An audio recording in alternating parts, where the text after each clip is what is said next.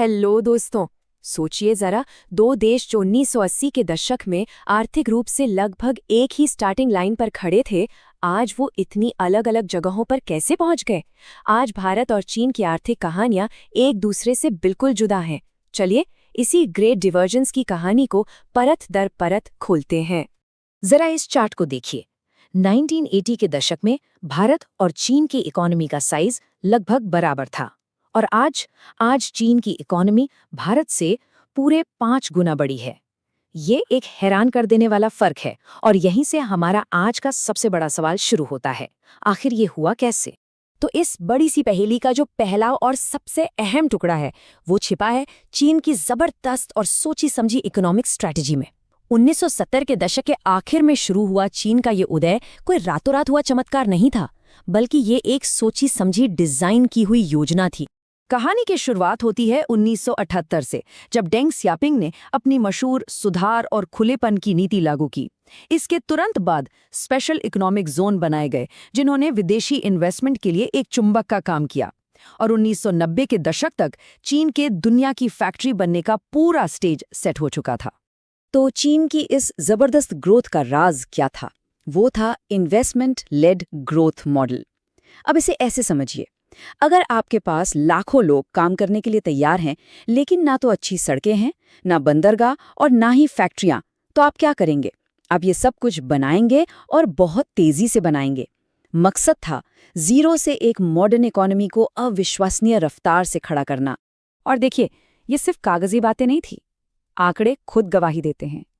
चीन अपनी जीडीपी का करीब 6.5% इंफ्रास्ट्रक्चर पे लगा रहा था, वहीं भारत 4.5%।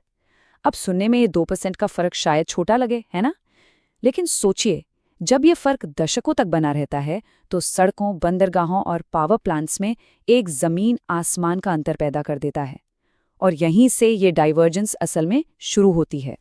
तो जाहिर है सवाल उठता है कि भाई भारत ने ऐसा क्यों नहीं किया? अगर चीन का मॉडल इतना कामयाब था, तो हमने उसे कॉपी क्यों नहीं कर लिया?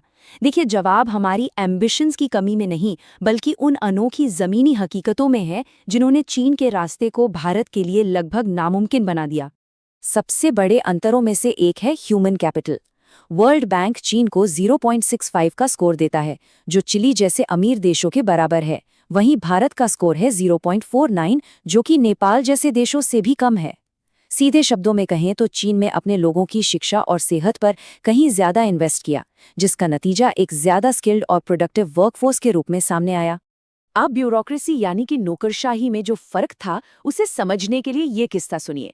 एक भारतीय बिजनेसमैन जब चीन के एक शहर में इन्वेस्टमेंट के लिए गए, तो उन्हें एयरपोर्ट पर लेने डिप्टी मेयर खुद आए। उसी दिन उन्हें जमीन दिखाई गई, और जब वो मेयर के ऑफिस पहुंचे तो कागजात पहले से तैयार थे। इसे कहते हैं काम करने की रफ्तार।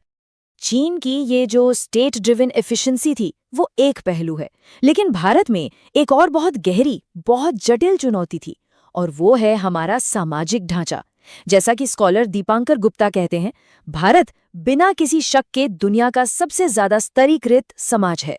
जाति व्यवस्था में जड़ी ये सच्चाई ऐसे आर्थिक नतीजे देती है जो हमेशा साफ साफ दिखाई नहीं देते। तो ये स्तरीकरण जमीन पर क्या असर डालता है? ये सरकारी भर्ती से लेकर नीतियों को लागू करने तक हर चीज पर असर डाल सकता है। बिहार का उदाहरण लीजिए, जहां हजारों इंजीनियरों के पद खाली पड़े थे। वजह, अक्सर क्वालिफाइड उम्मीदवार सत्ता में बैठी पार्टी के लिए सही जाति के नहीं थे। नतीजा ये हुआ कि इंफ्रास्ट्रक्चर के लिए जो पैसा था, वो भी खर्च नहीं हो पाया। ये गंभीर याद दिलाता है कि कैसे सामाजिक मुद्दे सीधी सीधी आर्थिक रुकावट बन सकते हैं। वैसे अगर आप इस चैनल पे नए हैं तो इस चैनल को सब्सक्राइब कर लीजिए। चलिए अब अपने अगले पॉइंट पर चलते हैं। और अब आते हैं शायद सबसे बड़े और सबसे बुनियादी अंतर पर, और वो है पॉलिटिक्स। चीन का ऑथोरिटेरियन सिस्टम बनाम भारत की डेमोक्रेसी। इन दो अलग अलग राजनीतिक ढांचों ने बिल्कुल अलग आर्थिक रास्ते बनाए। ये एक ऐसा सवाल है जिस पर बहुत बहस होती है कि क्या डेमोक्रेसी यानी लोकतंत्र इकोनॉमिक ग्रोथ के मामले में स्लो होता है। एक बात साफ कर दूं, यहां हम कोई वैल्यू जजमेंट नहीं कर रहे हैं। हम बस ये समझने की कोशिश कर रहे हैं कि इन दो अलग अलग सिस्टम्स ने इतने अलग नतीजे क्यों दिए। कुछ एक्सपर्ट्स भारत के लिए एक टर्म यूज करते हैं, प्रिकॉशियस डेमोक्रेसी। इसका मतलब क्या है? इसका मतलब है कि भारत एक लोकतंत्र तब बन गया जब उसके पास वो मजबूत सरकारी संस्थाएं और मॉडर्न इकोनॉमी नहीं थी जो आमतौर पर पश्चिमी देशों में लोकतंत्र से पहले आती है। और इसने अपने आप में कुछ अनोखी चुनौतियां पैदा की। और इसका एक सीधा असर आपको सरकारी ढांचे में देखने को मिलता है। आप चीन या अमेरिका को देखिए, वहां ज्यादातर सरकारी कर्मचारी लोकल लेवल पर काम करते हैं। भारत में इसका उल्टा है। नतीजा, हमारी जो स्थानीय सरकारें हैं उनके पास बड़े बड़े इंफ्रास्ट्रक्चर प्रोजेक्ट्स को ढंग से लागू करने के लिए न तो स्टाफ होता है और न ही रिसोर्सेज। इससे तरक्की की रफ्तार धीमी हो जाती है।